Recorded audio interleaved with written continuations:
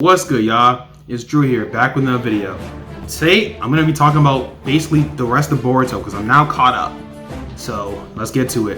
Don't forget to like for more anime content if you haven't already, and then hit the bell notification because, you know, you should be trying to play with us. Just a little reminder that we're on the 30-day upload challenge. I don't know if y'all knew this or not, but we got daily uploads. So, Monday through Friday, uploads. Saturday's a stream, and then Sunday's an upload. So, it's you know, back to back. So, you're going to be seeing my face probably, hopefully, every day, so try not to get tired of it. But yeah, we're gonna get to the question of the day. Question of the day is, what is your favorite moment in Boruto? Now we don't gotta hold nothing back because we out here. For me, my favorite part might be like learning about the freaking karma and how like I guess learning about the reincarnation almost. Like it's not really reincarnation, but yeah, that's like my favorite part, honestly. We're gonna get right into it. Man, I'm here, bro. It took, I want to say it took like maybe 3 or 4 days real time of just actually like reading the Boruto manga.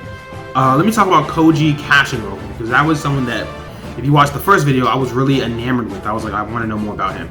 And while making that video, I actually, towards the end of the video, I actually got spoiled that he was a clone. And I was kind of heated because I was like, dang, that was the biggest surprise to me. But knowing he's a clone to me doesn't diminish any of the things that happened.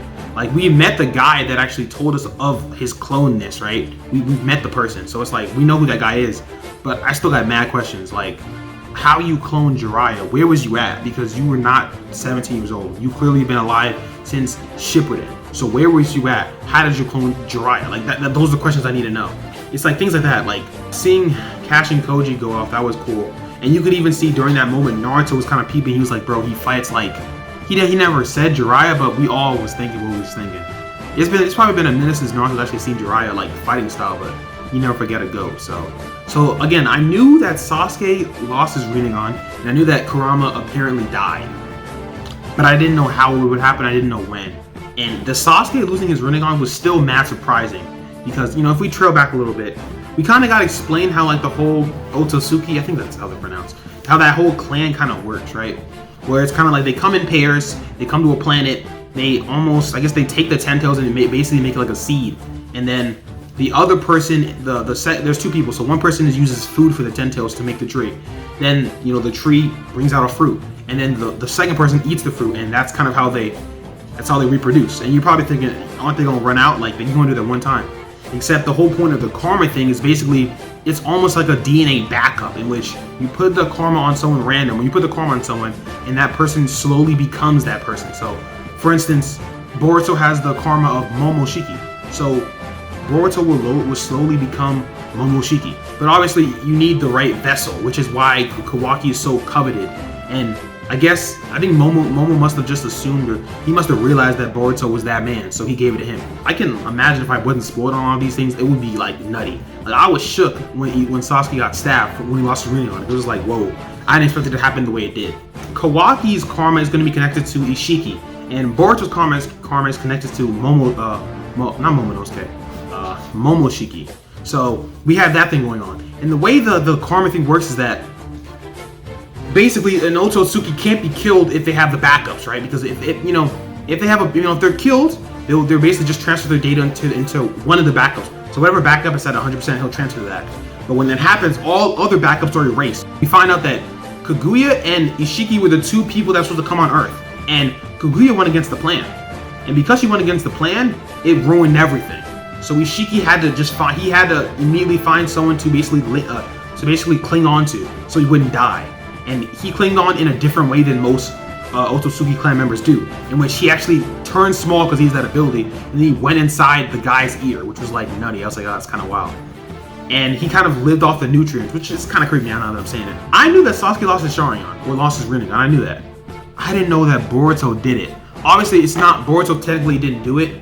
It was more Momoshiki, I know that obviously, but like, I didn't know it happened like that.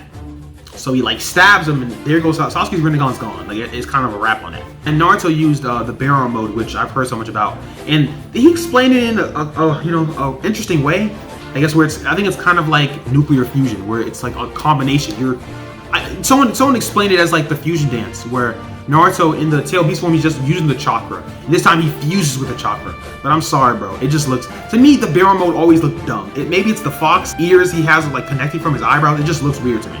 I can't go off it. Or his like cloak that has the tails. I feel like if it looked cool, I'd be more down for it. But overall, it was a crazy power. Like Naruto was able to, he was doing some stuff for real. Obviously, it timed out beforehand. Kurama died, which I'm confused on that part. That's something that really confused me because since I was a kid, I remember hearing that rule from somewhere. But tail beasts can't die. They're like basically forms of energy. All that happens is that they kind of get reborn. We never saw a case of that happening, but I always assumed that what would happen would be like the tail beast would quote unquote die and it would be reborn as like a little baby tail beast or something like that, or maybe reborn someone else. I don't know how long it would take, but the way Kurama was talking was if like this is it, like I'm gone. So my question is he gone forever? Like how so? And also, if Kurama had that ability this whole time, why did we never peep about it in the war? I feel like there had to be at least one point where Kurama could at least bring it up. But I guess maybe Kurama just assumed that everything would be alright. But like, and also no tail beast ever used like that. I mean, I guess there was never a threat this insane. That's definitely a thing. And with Kaguya, there's always Sasuke, Kakashi, and Sakura. But still, I'm like, bro, that one came out like, come on. Is it because Naruto and Kurama have been like so close that it's only possible now? I guess that would make sense because like we talk about in the war arc, Kurama and Naruto had only even been friends for less than a year, whereas now it's been almost 2 decades that they were so close. It was a cool moment when Kurama was like, when Naruto was sleeping and Kurama was, taking over. He was manifested. When Kawaki was walking around and Kurama was like, bro, where you going? And I was hyped. I was like, yeah, Kurama, turn up, talk to that man, talk to him. That was cool. But there's still so many mysteries. So we have these 2 Otsutsuki members that are left, right? Where there's the one guy who was basically like the apprentice of Isshiki, right? And then there's this woman who was just released from her little capsule. And she explained it weird, but she's kind of all-knowing, but not all-knowing at the same time. Like she kind of can know what's going on in the world currently. She actually has this crazy ability, which is like similar to what Bo's ability is, where basically she can make anyone fall in love with her. Like everyone, it's unconscious. Everyone just falls in love with her. The only 2 exceptions were people that were related to her, and I think it was Isshiki. Talking about the Naruto and Sasuke, I guess, nerfing. Looking at the threats that they're facing, it's not like Naruto and Sasuke were smashing those threats. And honestly, I now understand why they weren't smashing them, right? Because they're Otsutsukis. I mean, we saw Naruto and Sasuke and all of them. It took them all in their prime, which I think they're probably, I don't think they were at their prime in the war arc, but they had the best powers in the war arc. It took everyone and everything they had to beat Kaguya. So we're fighting people that theoretically should be strong than Kaguya, so it makes sense. And the only people that have a chance are Kawaki and Boruto because of what they have. I'm still hyped for a lot of people. Like Mitsuki, he's really interesting to me. I want to see some more Sarada. She like, I don't know why, but for some reason I feel like she's always like, they keep on drawing her with 3-tome Sharingan, and I feel like that's kind of a big deal. Especially if you watch OG Naruto, you know that's not some just child's play. They should definitely take more care of how they're drawing that, because it's kind of throwing me off. I'm like, bro, she got 3-tome, like since when? But it's just like, I think she has 1-tome, so it's like, come on, bro. My biggest question is honestly this guy Amado, because Amado, he was obviously from the organization, but apparently him and Koji Kashin were basically always affecting on some Itachi stuff. Like they were never planned to be under the group, which is fine, but he created that girl, the Otsutsuki girl we just met like the last couple of chapters. He created Kashin Koji, a clone of Jiraya. Like he created all these people. He created Kawaki. Like, so my question is how is he able to do all this crazy stuff? And 2, where is he from? Because like, gee, he's probably the smartest person like scientifically in the world of Naruto right now. So I'm kind of confused on how bro is doing everything he's doing. Yeah, but I mean, obviously look out for more Boruto content. I'm caught up. Chapter review will be, when the chapter review will drop, obviously. So the second question of the day, I guess, would be like, do you have any video topic ideas you want to see from Boruto specifically? Because I have a couple, or I have like, a few in mind, but y'all who eat, sleep, and read Boruto probably have mad questions or mad topics y'all might want me to cover. So yeah, let me know what you guys think down below.